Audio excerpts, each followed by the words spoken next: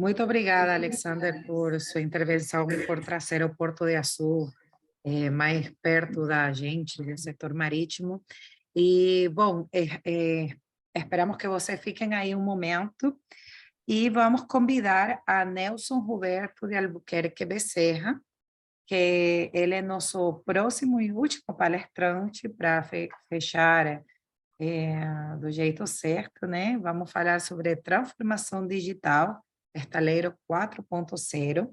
Nelson é mestrado profissional em sistemas de gestão pela Universidade Federal Fluminense, doutorando da Universidade Federal Fluminense, professor na Fundação de Apoio à Escola Técnica do Estado de Rio de Janeiro, FETEC, Rio de Janeiro, e hoje vai estar com nós falando sobre transformação digital, Estaleiro 4.0. Nelson, a palavra é sua.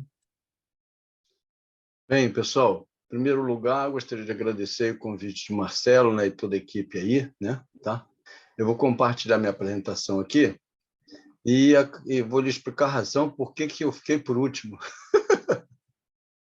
Vocês vão entender, principalmente se a maioria for flamenguista. Vocês vão entender. Espera aí, vamos lá. Os últimos serão os primeiros, então não tem problema não. Pois é. Está conseguindo ver a apresentação? Sim, só que a gente está vendo sua tela inteira. Se você colocar, compartilhar a apresentação, acho que aí... Porque ele... Espera aí, então deixa eu ver se eu vou. Isso, obrigada.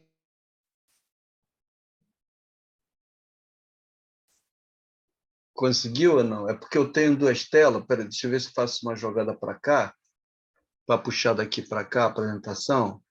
Vamos ver se ela vai. Acho que quando no momento que tem que colocar, compartilhar, aí você Não, compartilha... agora foi? Veja se foi. Não, Ainda não? tem que compartilhar a tela da apresentação. Tá.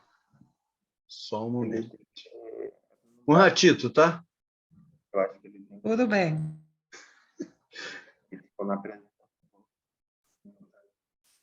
Deixa eu ver aqui.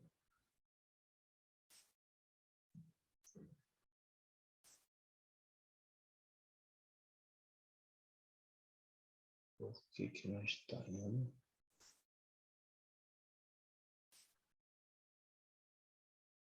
Então, estou clicando aqui. Vê se agora vai. Vou compartilhar de novo.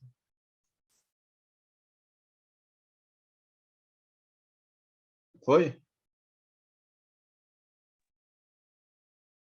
Deu para compartilhar? A gente está vendo a apresentação, mas não estamos vendo em modo... Deixa eu ver. Não, vou tentar expandir. Uhum. E agora? Ainda não, a gente ainda está vendo só sua tela. Estou indo aqui certinho. Eu estou indo compartilhar. Aí procura onde está, não o PowerPoint, senão onde está a tela cheia da apresentação. Então, aqui não. Compartilhar, né? Aí aqui. Não o PowerPoint, senão a outra tela, porque ele abre como duas telas. Ah, tá. Agora, ok? Agora estamos vendo o fundo do seu escritório. Acho que estamos vendo como você tem em duas telas, então não estamos vendo... Não, uma Agora sim, apresentação não consigo ver ainda, não? não.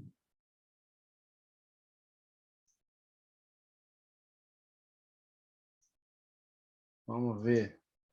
E agora?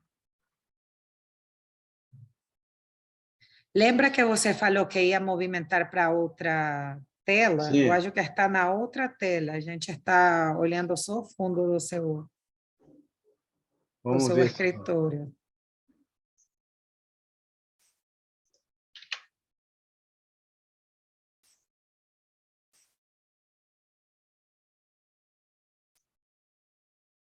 Agora foi? Não. Mas dá para ver, né? Dá para ver a apresentação, só que não está em modo apresentação, né? Mas eu estou colocando o modo de apresentação, isso que eu não estou entendendo. Você tem que colocar primeiro em modo apresentação e só depois pedir para compartilhar a tela. Espera aí.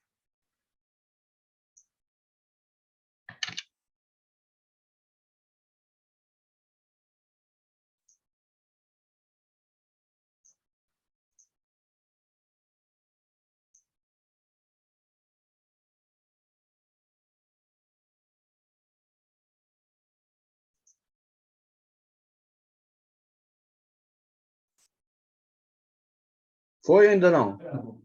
Não, a gente está olhando agora o explorador. Acho que você está compartilhando seu explorador e não a apresentação.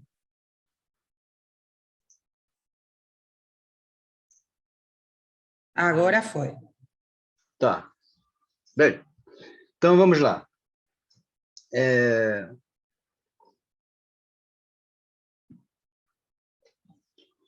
Esse setor, né, da área naval e offshore é uma área que eu já trabalho há 38 anos. Né?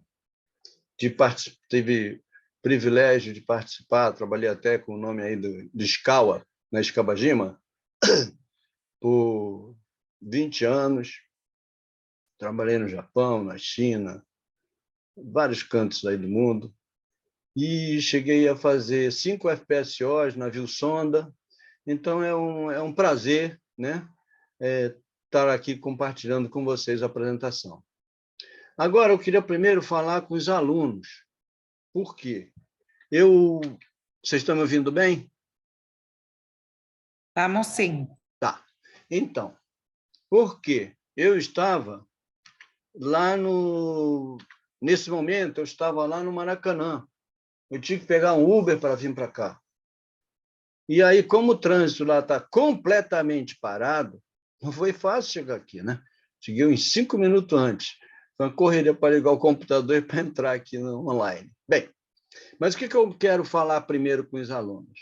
Embora o tema seja totalmente sobre digitalização, transformação digital, estaleiro 4.0 e tal, eu acho que é uma oportunidade de ouro dos alunos enveredarem fortemente para começarem a fazer uma modificação completa na parte do ensino. Né?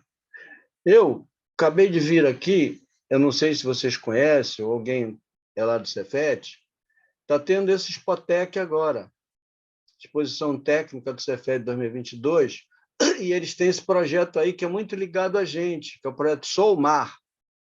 Então, eu estou falando primeiro isso voltado para os alunos, porque é uma oportunidade de ouro do aluno, desde os 16 anos, estar no nosso mercado, está para aqueles que amam construção naval e offshore, né? Entenderam? Então, vocês estão vendo aí à esquerda, né? A nossa escola foi a campeã de 2018 e 2019. E aí eles têm que fazer vários testes, colocando quilha, tirando quilha, testando velocidade. Aí onde que vai fazer se não tem piscina? Aí eles utilizaram o refeitório da escola para usar onde lava os pratos, para testar a velocidade em 2 metros, fazer um cálculo e tudo para poder conseguir competir com o Cefet, com mais estrutura e felizmente, pela capacidade imensa desses alunos, por 2 anos seguidos nós temos sido campeão, entende? Na Escola Técnica Ferreira Viana, que é perto do Cefet, né? Então, essa exposição aí deu-se início hoje, vai estar lá amanhã, são mais ou menos 60 stands, e vai estar na sexta-feira. Então, eu recomendo quem possa lá ver. Vai ter a competição na própria piscina, né?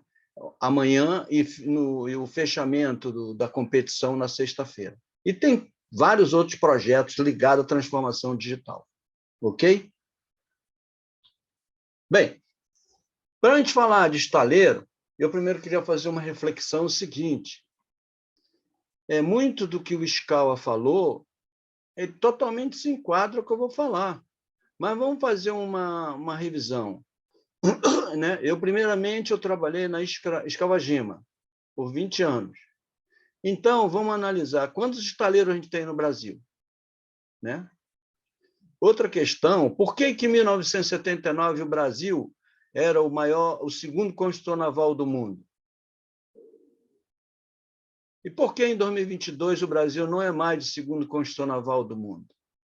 Aí eu quero falar um pouquinho de produtividade, falar de estratégia, gestão e do modelo que eu estou finalizando e apresentando como defesa de tese em dezembro, que é o Estaleiro 4.0. E convidar todos que possam colaborar, né? Eu vou mandar para o professor Marcelo, quem possa colaborar na pesquisa, um questionário de pesquisa que eu estou fazendo para validar o modelo. Ele está em inglês, e para aqueles que podem e querem fazer tem inglês e português. Ok? Mestra, desculpe, qual é o seu nome, que eu estou fazendo a cerimônia aí, como é o nome do seu nome? Mari Cruz. Ah, Mari Cruz, tudo bem, Mari. Então, vamos lá. Então, é o seguinte, aqui, vocês conveem aí, Nelson, isso aí é de 2016, né? Do Sinaval, Mudou o que daí? Mudou nada. Mudou a situação que está e que a gente está perdurando na parte de construção naval e offshore. Mas eu queria falar um fato, né? Que esse mapa desse estaleiro aqui, ele esses estaleiros aqui, eles serão responsáveis para construir embarcações de ponta ou não, que vão servir para um atracar lá no Porto de Açu. Se nós não colocarmos ela alinhado com a transformação digital, muitas das coisas que Chicago colocou vai ser difícil performar, só vai performar no próprio porto. Entenderam? Então, o caminho para quem vai fazer a parte de construção naval, a engenharia, o tecnólogo, seja formação dentro do setor naval, ele tem que conhecer um pouco de cada um dos estaleiros que a gente tem no Brasil. Como o Brasil ele é um megacontinente, vocês vão assistir de tudo. Em projeto que eu estava fazendo aqui, passando aqui pelo Rio Amazonas, Rio Negro, estava fazendo um projeto aqui ligado a duto, ao passar de lancha aqui, eu fiquei aqui, quando eu olhei aqui o que estava acontecendo, eu falei, não, que coisa, que incrível. Quando eu estava indo, um estaleiro aqui, no Ribeirinho, aqui, o que ele estava fazendo? Ele estava pintando o casco do navio, de uma balsa. A balsa estava emborcada, cabeça convés para baixo, e eles pintando o fundo chato da balsa. Quando eu voltei, já mais tarde da noite, isso foi pela manhã cedo, eles tinham virado. Eu espero que essa tinta tenha curado, e eles tinham virado e já pintando o convés da balsa. Então, isso, pessoal, não estou me referindo ao estaleiro Maguari, não. Eu estou me referindo a um estaleiro aqui na Ribeirinha, aqui, como tem tudo de estaleiros, que nem catalogado nesses aqui estão. Aqui vocês têm 42. Então, eu tive o privilégio de participar da construção do início até a construção do primeiro navio no estaleiro Atlântico Sul, né? Por causa de eu ter trabalhado muitos anos na construção naval no Rio de Janeiro, na Escavagima, aí houve esse convite para que eu ajudasse na fabricação do estaleiro. Então, eu fabriquei o estaleiro, participei da fabricação do estaleiro, e eu era gerente de planejamento do estaleiro. Fui gerente de produção e depois gerente de planejamento. E, com isso, a gente viu, e é muito incrível, também tem um artigo escrito sobre formação dos profissionais de SWAP, como é que você tem que transformar uns cortadores de cana nos profissionais, né? Isso tudo que eu estou contando tem tudo a ver com transformação digital, porque como é que a gente vai querer falar que o Brasil vai ser estaleiro 4.0 se o profissional não dominar toda a parte de computacional e informática e digitalização e outros itens ligados à transformação digital, né? Então, isso é uma coisa que os estaleiros vão ter que enfrentar, né? Bem, então, aí depois eu fui fabricar o outro estaleiro na Bahia, do início até onde ele ficou pronto. Não ficou totalmente pronto, de que não está pronto, né? Eu era gerente de sondas desse estaleiro aqui. Tá ok? Então, vamos caminhar. Então, o que eu convido vocês é dar um estudo, tem muita coisa boa para ser estudada através da parte naval mesmo, né? Daquelas apresentações que eu retirei até essa de lá para poder conversar com vocês, né? E vários desses estaleiros, na minha vida, eu tive que trabalhar, estaleiro Mauá, estaleiro Brasfel, a maioria deles eu trabalhei, tá? Bem, então vamos lá. Bem, então aqui eu queria fazer uma reflexão. Como é que isso tudo, Nelson, como é que surgiu essa ideia de você fazer estaleiro 4.0? Bem, o nosso colega o Scal acabou de falar um item interessante que me remeteu ao início, quando eu fiz uma reflexão. Por que não estaleiro 4.0?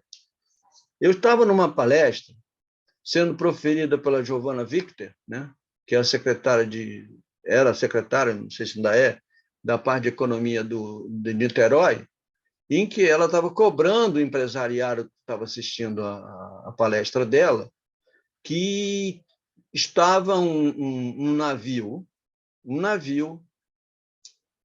chinês querendo atracar ali em Niterói para fazer um reparo.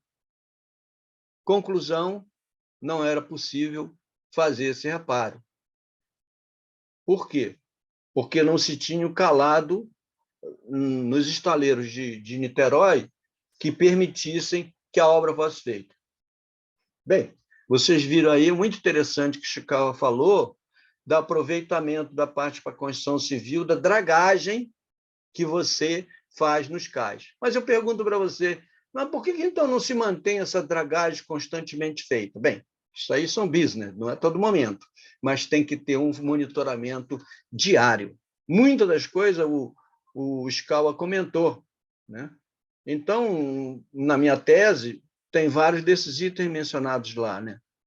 Então, eu não vou poder, nesse espaço que eu tenho, tecer detalhes da tese. Nós vamos passar alguns detalhes. Mas o que aconteceu? Então, ela chegou e falou, não é possível, né, a gente poder atracar um navio desse, que seria muito bom para o estaleiro de Niterói. Por quê? Não tinha isso. Aí, o que eu fiz? Dentro dos testes que eu fiz, que está sendo um prazer concluir esse doutorado, eu simplesmente fiz uma linguagem em Python, peguei como se eu fosse nos velhos tempos, montando ecobatímetro, fiz uma simulação e provei que se em cada caixa, estou dando um exemplo mínimo minimoro, ligado ao estaleiro 4.0, de um sensor que ficasse onde tem um cais, ao tempo todo sinalizando para o presidente ou para quem de direito quanto é que está o calado. Porque hoje em dia, como é que é? Você vai com aquele pinguelo, com aquela trena, e coloca lá ele dentro d'água e mede quantos metros está de profundidade o seu cais. Conforme o Scal falou, hoje já tem valor agregado muito importante o aproveitamento da dragagem que eles fazem, né? Você vê que eles dragam assim, caminham mais um pouco ao no mar e jogam o que eles acabaram de dragar mais adiante. Mas, se for um aproveitamento, pode utilizar até para a construção civil próximo, então não gastaria nem o combustível para ir mais distante. Bem, então, o que eu diria, voltando aqui ao tema?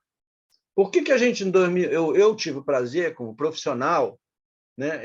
Nessa época eu era técnico, depois que eu passei para engenheiro, em 79, por que nós fizemos a segunda maior construção do mundo? Bem, tínhamos demanda, certo? O conteúdo local era adequado ao desenvolvimento da indústria manufatureira local, né? Vista isso, aproveitando o nome do Ishikawa, tinha Ishikawa, porque aqui era Ishikawajima Harima Heavy Industry, a Ishibras. E aí, o que ela fez? Porque, naquela época, você tinha que ter um conteúdo local entre 65% e 40%, ela não tinha outro jeito, senão ela tem que fabricar uma manufatureira. Tinha que, então, fabricou-se a fábrica de Campo Grande, né? Ah, tá. Então, nós faríamos guincho, nós fazíamos todos os painéis que eu ia lá inspecionar, tudo à parte, por exemplo, eu fui responsável da construção do navio container. Aí eu ia na fábrica de Campo Grande verificar se a construção do ringue de Celgade, estavam todos adequados como eu queria. Então, tínhamos, então, esse tipo de indústria, como uma indústria que fazia guincho, uma indústria que fazia base dos guindastes. Então, praticamente, o que era possível ser feito nessa indústria pesada era feito. O que nós perdemos, por quê? Em virtude do que eu vou falar um pouco à frente. Bem, outro item é o ter um plano de construção naval de longo prazo. Naquele período tinha, um pouco maior do que tem hoje. Hoje não tem nada. Outro item, eu convivi com a motivação do trabalhador muito forte. Eu fiquei assim fascinado com... Óbvio que eu trabalhei muitos anos em empresa japonesa, então ela tem uma característica de você ser motivado pelo trabalho que você faz, né? Então, a parte toda que a gente discute e vive o Lean não é preciso ter toda a tradução do John Womack, né? Para que você compreenda cada um daqueles termos. Você vive a produção enxuta, né? Nem precisa dos termos, porque você convive isso. Você tem que performar, você tem que fazer o HH no tempo e etc. Bem, outro item tem uma mão de obra qualificada internamente, com construção de vários centros, né? Bem, mão de obra indireta na obra, né? Não ficar excessivamente em escritório, todo mundo era voltado para a obra, para o business, para o core. O que a gente estava fazendo? A supervisão, pouco a pouco, era dado empowerment a ela, né? E o foco no trabalho, não havia tanta diversificação. E a pesquisa científica também é fundamental, com os centros de treinamento nos estaleiros, né? Tá? Bem, próximo passo. Por que, então, esse ano, o Brasil não é mais o segundo? Bem, primeiro ponto é a falta de demanda, né? O conteúdo local não adequado ao desenvolvimento da indústria manufatureira nacional. Nós estamos com um caso de 25%. O que é que se pode fazer? Nada. Tudo é construído lá fora. Os FPSOs são construídos lá fora. A grande maioria dos navios são construídos lá fora. O que se constrói aqui é o que está sendo construído no sul das corvetas. Mas essa corveta eu já fiz há muitos anos atrás na própria Escavagima. Entenderam? Então, agora está sendo feito lá. Que praticamente a gente, grandes taleiros aqui no Rio de Janeiro, só fica voltado para o Ishibras, que tinha que fazer uma completa revisão nele, um revamp completo, né? E o Keppel-FELS, né? Que tem obras, porque é ligado com Singapura. Bem, então, outro item é não considerar a construção naval como estratégia de governo. Isso é um ponto-chave. Tem que ser. Não tem outra saída. Se não considerar isso, com todas as nações, são totalmente subsidiadas. Né? O período que eu tive na China, eu convivi isso, são quilômetros de estaleiro, todos eles subsidiados. Eu vou para inspecionar um item aqui, ele me aloca daqui a 3, 4 quilômetros, e tem um outro lá que é quinterizado. Nem quarteirizado é mais. Bem, outro item também, desmotivação do trabalhador, mas agora eu queria fazer uma sinalização que, com a completa e total digitalização, né? Outro exemplo que faz parte também da minha tese por exemplo, você chega para conhecer um estaleiro. Como é que é o convencional hoje em dia? Você fica aguardando numa sala, vem ter a indução de segurança, é dado a explicação toda detalhada, e aí, daqui a meio expediente, é que você é convidado para ir visitar o site.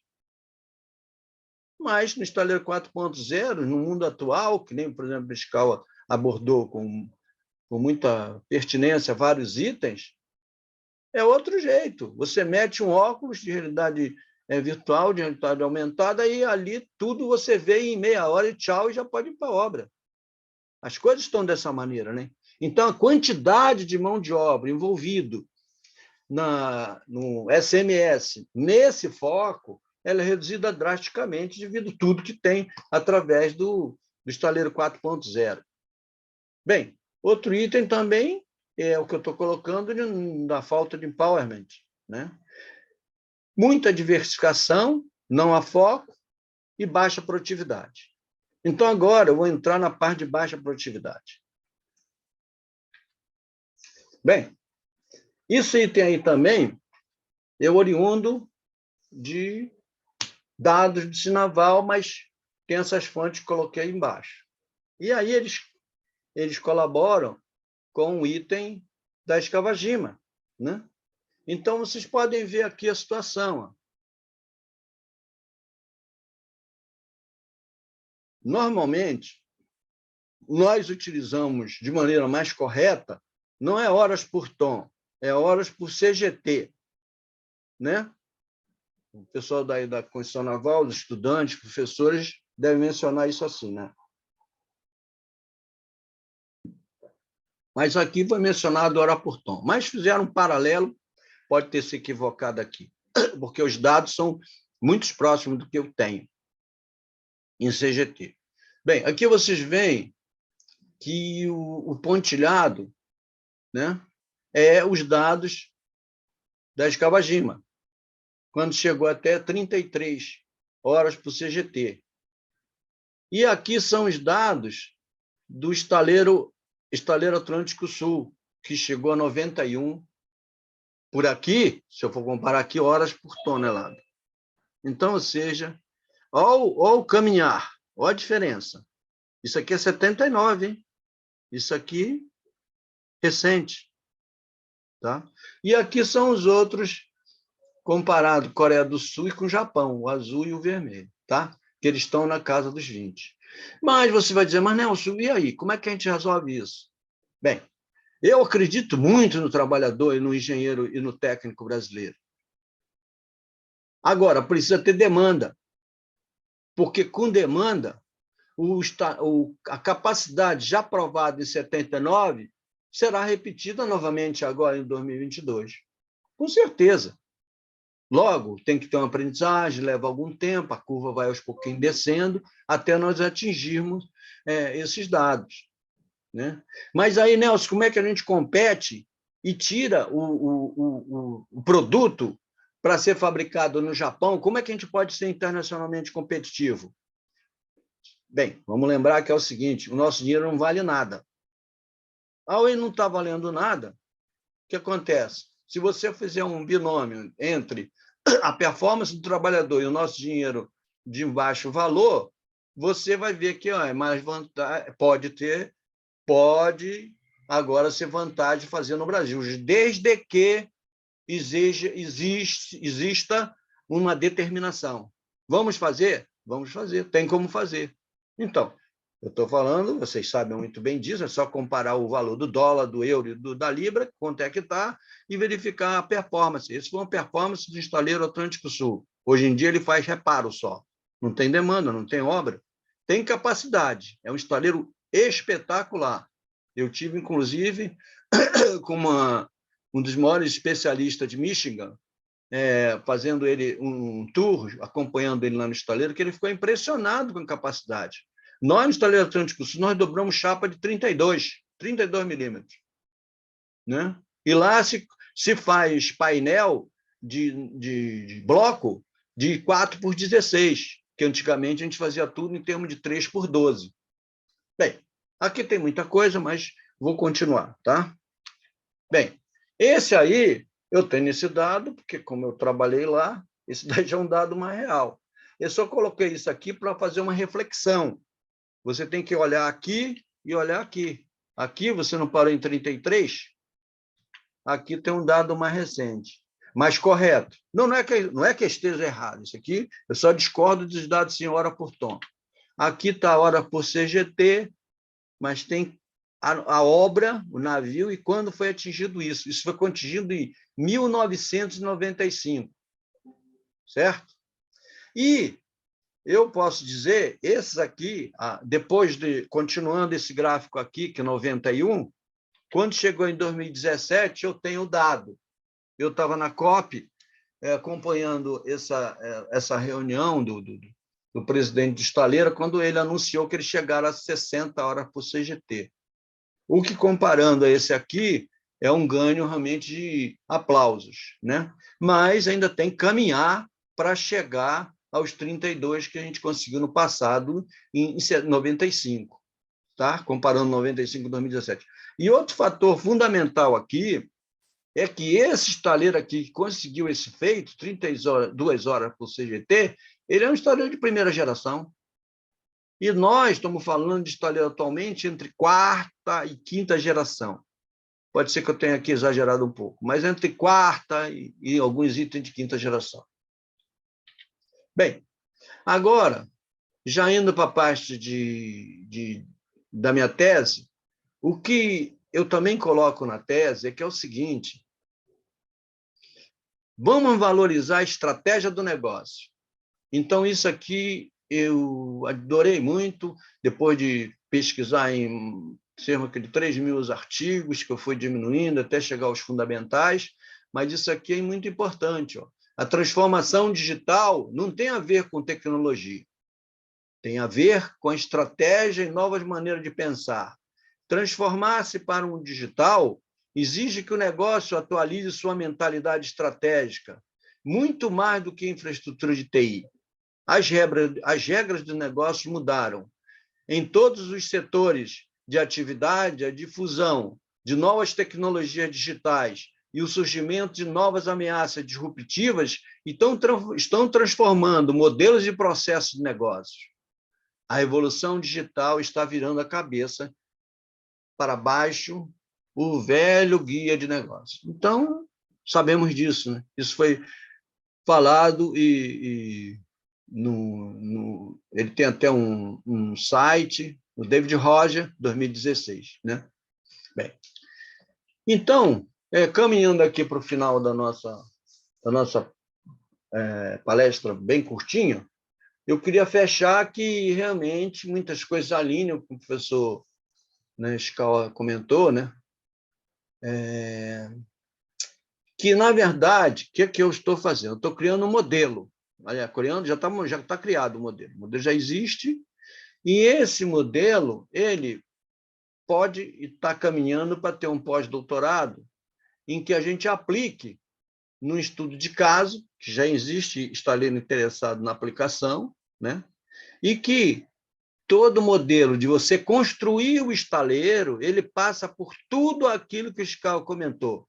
Você tem que fazer uma engenharia smart, né? Com digitalização. Você tem que fazer a manufatura smart, a montagem smart, a operação smart. Né? O Scala vive muito a operação, né? Quando o navio chega no porto.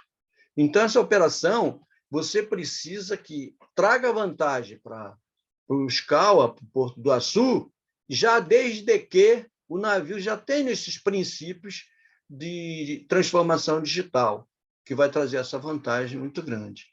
Então, eu tenho atuado com uma empresa, a gente tem feito estudos, já alinhando esse pelo interesse dessa empresa piloto aqui, de aplicação da Estaleiro 4.0, em que isso tudo aqui já está totalmente sensoriado. Né? Quais são os pontos que você tem? Isso é muito importante.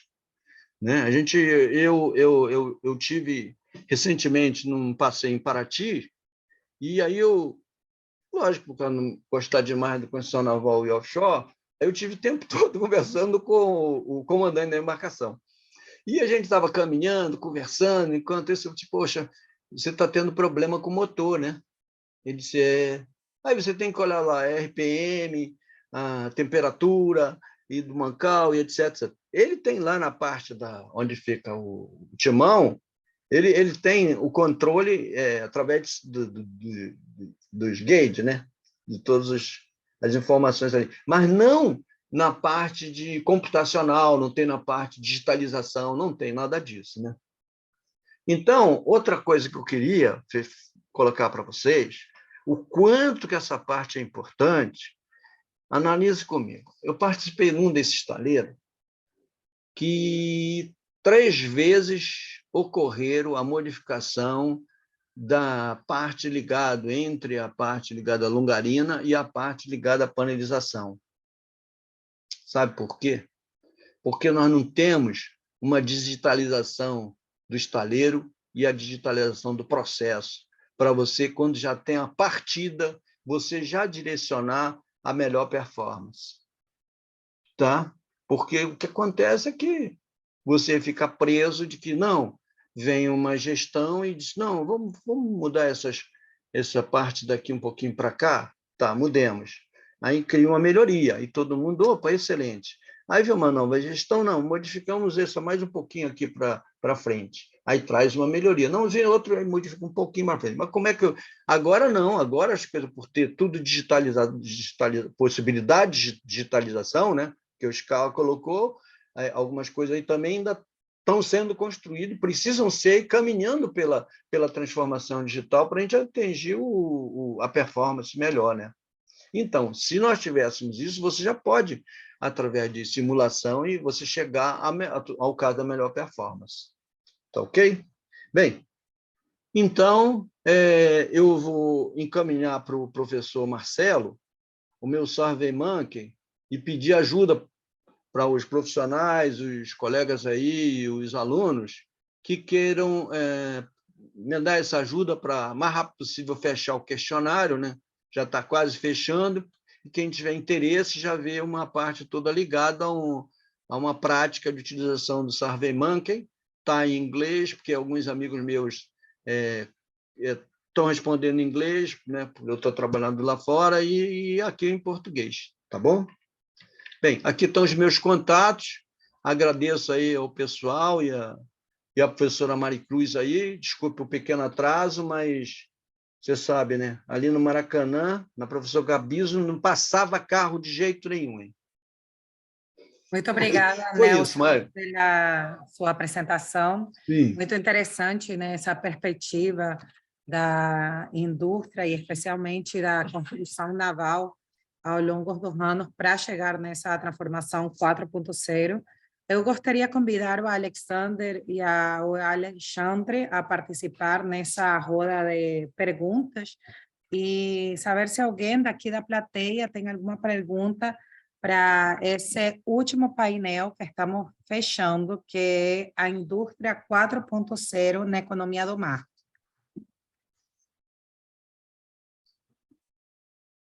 Bom, se ninguém quer perguntar ainda, tem uma pergunta aqui, da Davi Alves da Silva. Teria algum projeto em andamento para diminuir o tempo do navio no fundeio? Bem, acho que falar.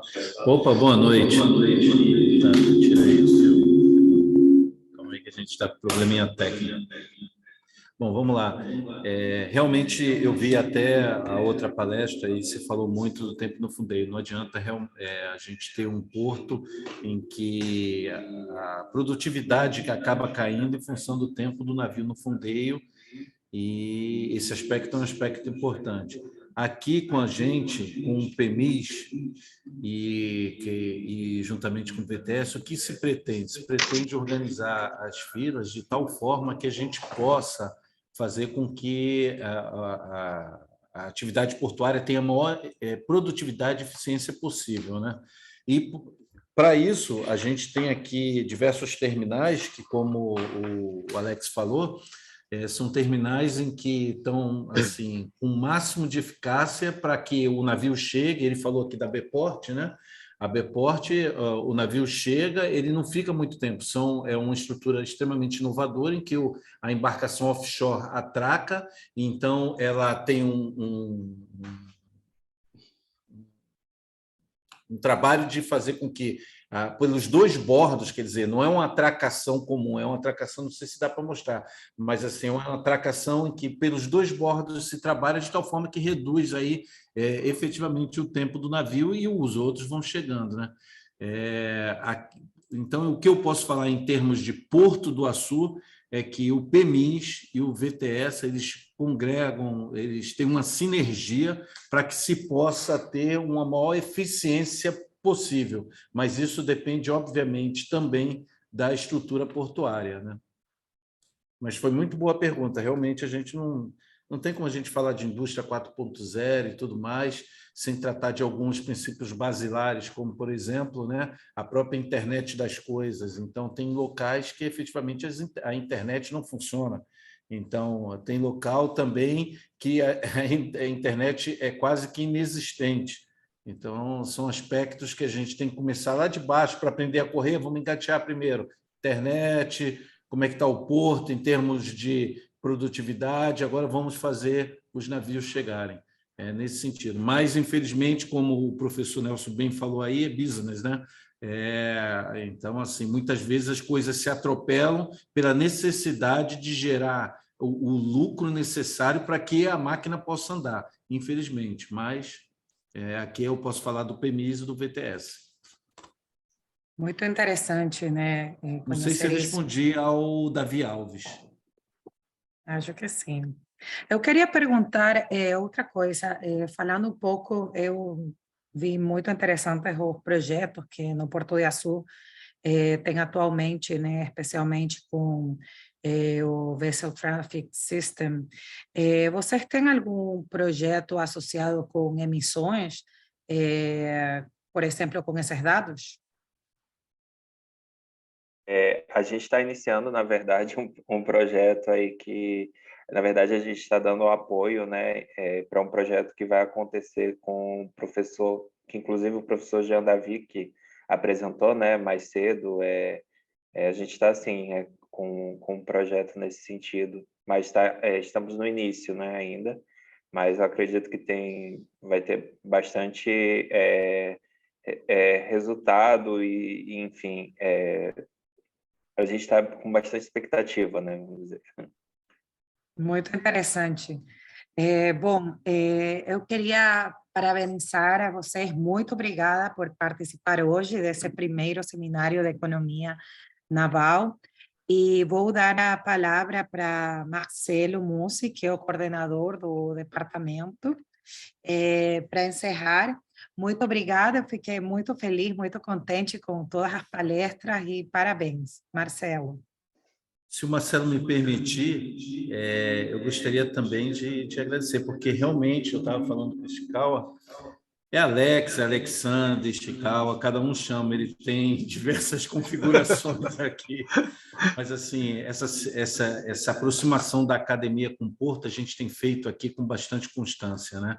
Em diversos projetos, como ele mostrou, né? Diversos projetos, a academia está sempre presente, né? E o Porto acaba funcionando como uma incubadora, não no sentido de um objetivo específico daquilo, mas no sentido de tentar capturar as melhores ideias, patrocinar as melhores ideias, trazer as melhores ideias, estimular. Então, assim, todas essas ideias que o Alex passou aqui para a gente são ideias que realmente nasceram fruto da academia e a prática e estão andando juntas. Então, atividades como essa é excepcional. E a visão prática, a visão pragmática que o professor Nelson passou para a gente agora é importante, porque muitas vezes a gente fica com a teoria e esquece a prática. E a prática dele, de 38 anos trabalhando na área, falando, olha, vocês aqui têm muita coisa para pesquisar, tem muita coisa para pesquisar aqui, olha aqui, isso é fundamental. E aí sim a gente pode falar de sinergia, né? Muito legal, muito obrigado mesmo. E, Maricruz, se me permite, né, agradecer as palavras aí do professor Alexandre aí também, mas eu queria colocar um item aí que eu lembrei agora, que eu acho que é chave para analise comigo. Eu participei de um projeto que eu refuto que foi o maior projeto que eu já participei, de construção de uma planta de LNG. Né? Agora vamos acompanhar. Vocês não acham que agora, em novembro, dezembro, a Europa vai passar um frio daqueles? Não sei se Maricruz é espanhola, ou se é argentina, ou chilena, mas... Eu sou equatoriana, mas Equatoriano, é bem complicada a situação da Europa nesse momento, né, com o Pois é. negócio do gás. Aí, o que é que eu sugiro para os alunos estudarem junto com os professores? É que pode pensar em projetos, eu sugiro aí, até como possíveis projetos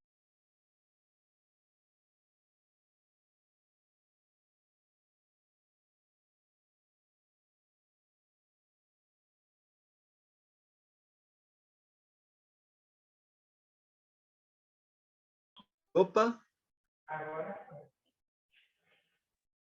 Agora estamos de novo em linha.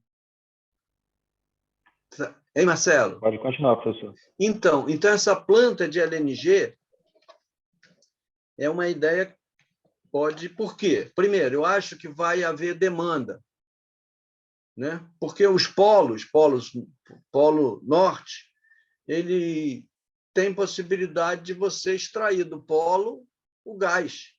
Eu estou dizendo, para esse conflito da guerra, o que é que poderíamos atenuar? Bem, uma coisa é certa. Agora, será que todo mundo já é dono dos polos? Do polo norte? Não sei. Mas esse projeto que eu fiz, ele foi levado para Hammerfest e puxado para dentro do polo norte, uma daquelas ilhas de Maiorca, foi puxado lá para dentro e assentado lá e se acendeu com o próprio gás que vinha do fundo do mar.